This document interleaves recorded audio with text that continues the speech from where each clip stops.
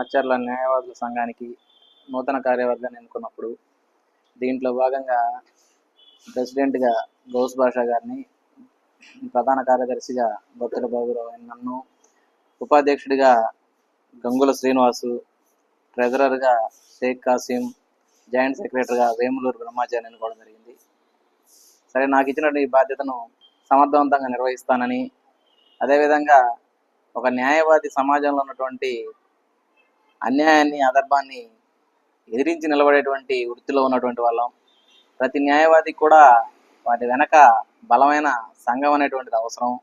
ఆ సంఘానికి ఉన్నటువంటి నాయకులు సమర్థవంతంగా పనిచేసినప్పుడు న్యాయవాదులు చాలా ధైర్యంగా సమస్యలపై పోరాటం చేస్తారని, మా సంఘంలో ఉన్నటువంటి న్యాయవాదులందరికీ కూడా నేను మనోధైర్యాన్ని కలిగిస్తానని చెప్పేసి ఈ సందర్భంగా తెలియజేస్తున్నాను. అదేవిధంగా న్యాయవాద సంఘానికి, జిల్లాలో ఉన్నటువంటి మిగతా న్యాయవాదుల సంఘాలకి మధ్య అనుసంధానాన్ని ఏర్పాటు చేయడంలో న్యాయవాద సంఘాలు వాటి యొక్క కార్యవర్గం చాలా క్రియాశీలకంగా వ్యవహరిస్తుంది.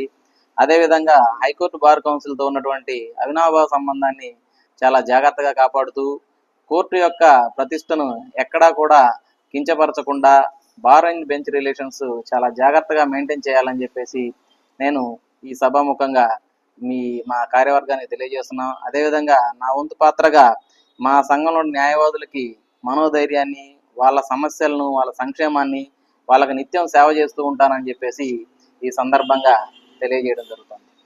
Thank you to all.